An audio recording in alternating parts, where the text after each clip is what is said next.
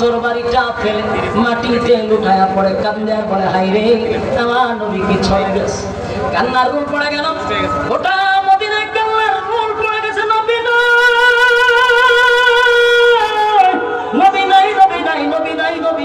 নাই কান্নার রোল পড়ে গেছে হাই রে সাহাবীদের কান্না হযরত আবু বকর কান্দে উমর কান্দে উসমান কান্দে আলী কান্দে সব সাহাবীরা কান্না এমন কি আল্লাহর নবীর মেয়ে ফাতেমা রাসূল যেদিন দুনিয়া থেকে বিদায় হয়ে গেল 6 মাসের ভিতরে বেঁচে ছিল একটা দিনের জন্য ফাতেমা একদিন মুস্কি হাসি দেয় নাই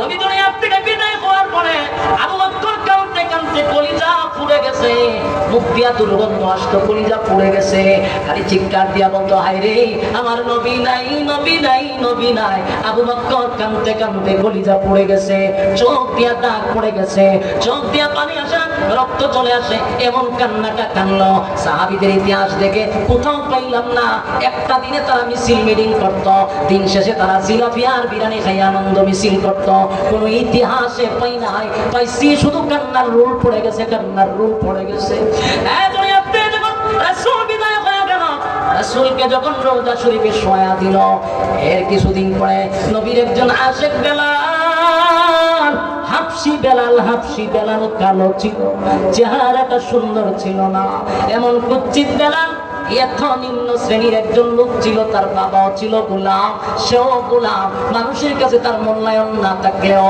আমার মালিকের কাছে বেলালের সম্মান অনেক বেশি বেলাল মদিনার মানুষের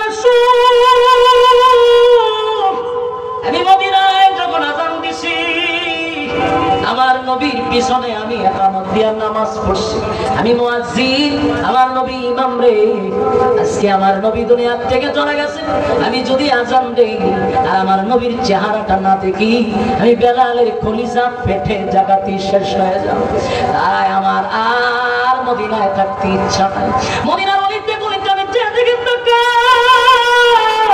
আমি দেখি আমার নবী এই রাস্তা দিয়ে হাঁটছে গো আমার নবী এই জায়গায় বসে আমাদেরকে বয়ান করছে আমার নবী অমুক রাস্তা দিয়ে হাঁটছে আমি এইগুলো আমার চোখের সামনে আসে আমি আর বরদাস্ত করতে পারি না নবীর বিরহ বেটায় বেলাল আর মদিনায় থাকতে পারলো না মদিনায় থাকলো না কেন কারণ বেলাল চিন্তা করলো আমি ঘরে থাকলে নবীর স্মৃতি আমার সামনে বেশি আসবে তাই বেলাল একদিন গাড়ি গোটা সব লইয়া মদিনা ছেড়ে সুদূর দামেস্কে চলে গেছে এটা নবীর প্রতি মহব্বত আর মায়া বেলাল মদিনায় থাকতে পারলো না দামেস্কে চলে গেছে এই যুবক রাসূলের ইতিহাস সাহাবায়ে কেরামদের জীবনে পড়ে দেখছি গোটা মদিনায় কাল্লার রোল পড়ে যাইতো মদিনায় বেলাল থাকলো না চলে গেল কিন্তু বেলালও বেশি দিন থাকতে পারলো না 6 মাস হয়ে গেল বেলাল স্বপ্নে দেখে আমার নবী বেলালের কাছে আইসা বলে বেলাল রে ও বেলাল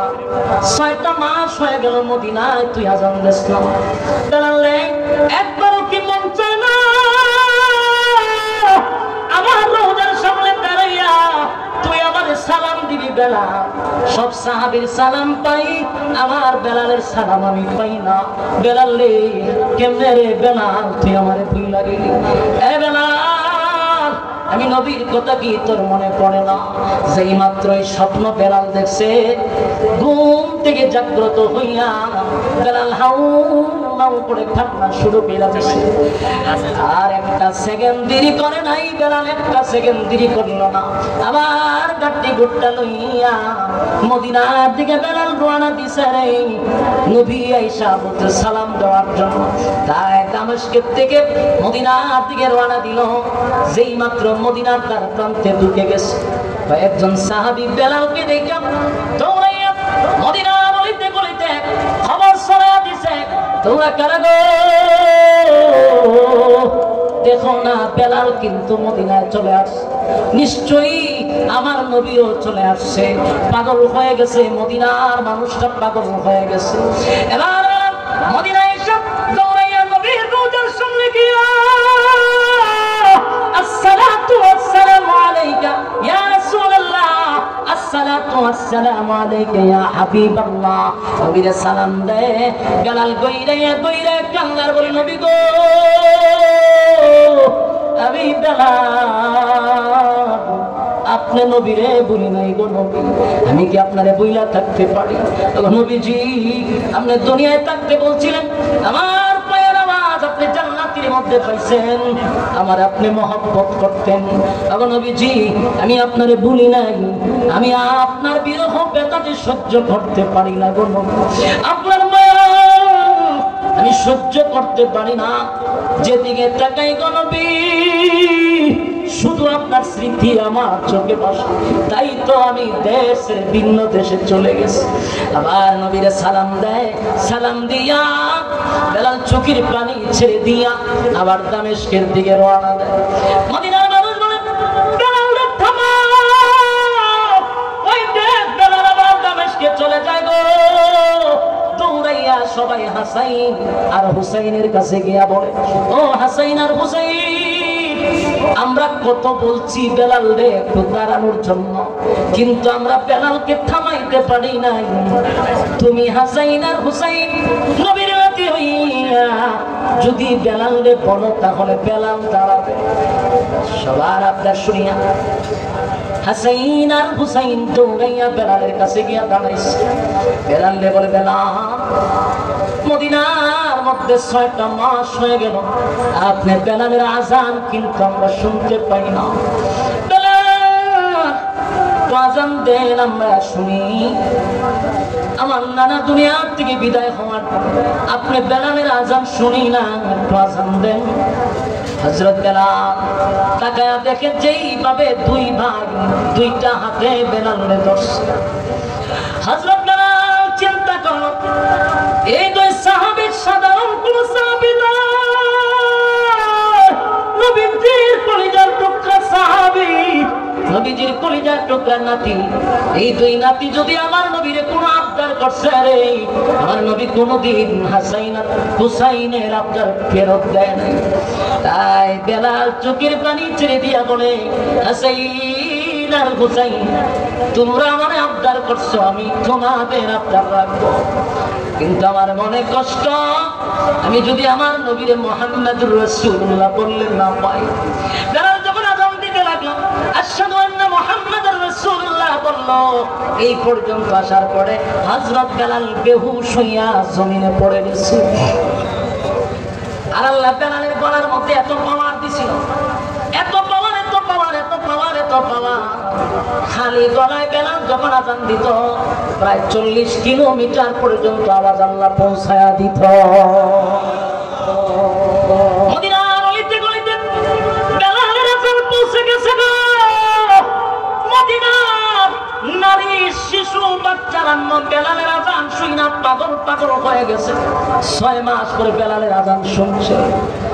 মদিনার অলিতে গলিতে ঘোষণা শুরু হয়ে গেছে, মা সন্তানকে নিয়ে ঘর থেকে বাহির হয়ে গেছে।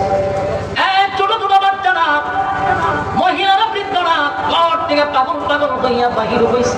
ওই টাকায় দেখো বেলালের আযান শোনা যায়, তার মানে বেলাল আসছে, আমার নবী আসছে রে, নির্ঘাত আমার নবী চলে আসছে।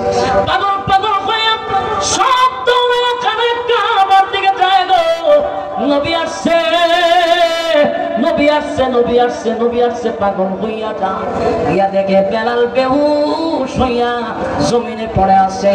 বেলাল আশহাদু আন্না মুহাম্মাদুর রাসূলুল্লাহ বলতেই আমার নবীর দিকে তাকাইতো, আজকে তাকায়া দেখে নবী নাই। বেলাল বরদাস্ত করতে পারলো না, কলিজা পেটে যায়, বেলাল বেহুশ হইয়া পড়ে গেছে। এই যুবক সাহাবীদের ইতিহাস পড়ে পাইছি, নবী দুনিয়া থেকে বিদায় হওয়ার পরে সাহাবীরা কান্না, হযরত আবু বকর কান্না। যতদিন আবু বকর বেঁচে ছিল নবীর বেটায় ব্যতীত হইয়া কলিজাটা যেন পুড়ে গেছে। হযরত ওমর কান্না, আবু বকর কান্না, আলী কান্না, ওসমান কান্না, বেলাল কান্না। আর 1400 বছর পরে নবীর ওফাতুন নবীর দিনে কেমনে রে আনন্দ মিছিল করি, ফিকাদের মধ্যে বক্স লাগাইয়া ডিজের মতো নাচানাচি করি, এটাকে আমি আশিকে রাসূল বলতে পারি না। নবীর আশিকরা সেই দিন কান্নাকাটি করতে পারে। এবার আসুন নবী তার মিলাদুন নবী, আমাদের নবীর জন্ম রাসূল কেমনে পালন করতেন? রাসূলের জন্মের দিন সোমবার রাসূল রোজা রাখতেন, সাহাবায়ে কেরাম রোজা রাখতেন। তাহলে এই সোমবার দিন রাসূল নিয়মিত রোজা রাখতো। আমরা দেশের রাজা রোজা রাখছি, কথা বলেন না, কয়জন রোজা রাখে? মিছিলের পরে তো খাওয়ান আছে। আমি আপনাদের আনন্দ মিছিলটাকে এখনো বলতেছি, এত বিরোধিতা না, কিন্তু আপনারা রোজা রাখা নবীর তরিকা অনুযায়ী জন্ম দিবস পালন করে। আবার আমি অনেক ভিডিও ফুটেজ দেখছি কেকও খাবে, কেক কাটা ইসলামের কোথাও আছে? যা সেখানে রাসূলের পরিচয় না। সম্মানিত সুধী, আর এখন শুরু হয়েছে কি ইদানিং দেশে মাজার নিয়ে শুরু হয়েছে বাংলা বাংলা। আমরা এটাও বলি মাজার বাঙ্গার পক্ষে আমরা না। কথা কি বুঝতেছেন? একদম ক্লিয়ার। বাংলাদেশে কোনো মাজার বাঙ্গা হোক এটা আমরা চাই না। আমরা চাই মাজারের মধ্যে যারা ইয়াবার ব্যবসা করে, মাজারের মধ্যে যারা গাঞ্জার ব্যবসা করে, মাজারে যারা সিদ্ধির ব্যবসা করে, মাজারে যারা নারী পুরুষ একত্রিত হয়ে ব্যাপারটাই নাচানাচি করে, এমন দুষ্ট লোককে পেটের সামনে তুলে ফেলবেন বাইরে। বন্দামি দূর করতে হবে, ঠিক কিনা বলো?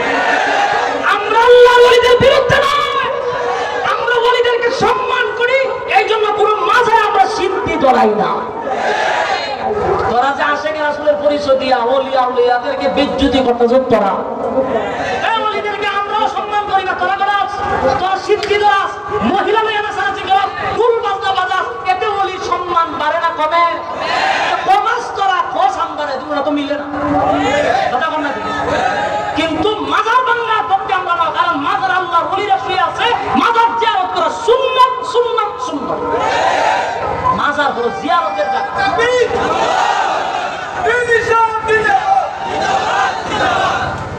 বলুন মাজার কিসের জায়গা?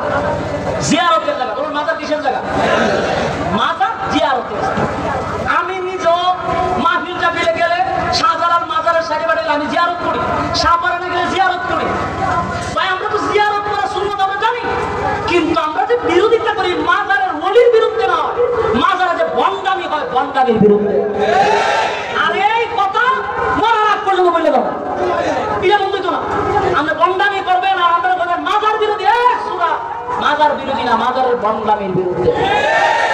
ওলির দরবারটারে তোরা নাফাক বানাইতেছস, অসম্মানি তোরা করতেছস। আমি ঢাকা মিরপুর 1 নম্বরে 3 বছর ছিলাম, আমার বাসা ছিল শেরালি বাজার, কি বল শালি বাজার, এর পাশে আমার বাসা ছিল। আমি যা দেখছি তা আমরা অনেকে দেখে না।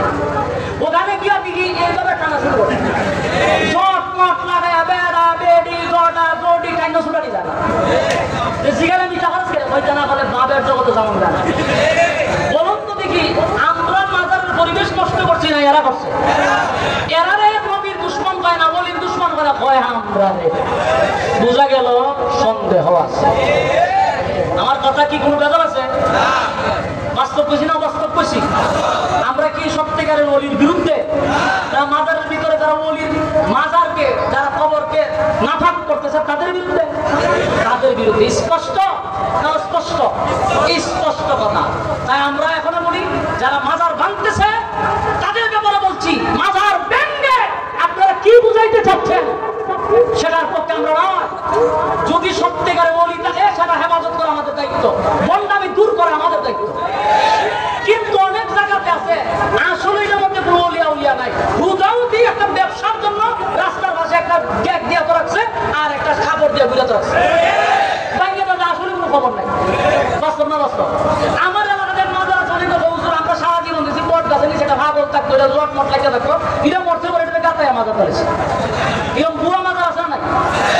সত্যিকারের আল্লাহর ওলির মাজার যেখানে আছে সেখানে আমরা জিয়ারত করতে যাই।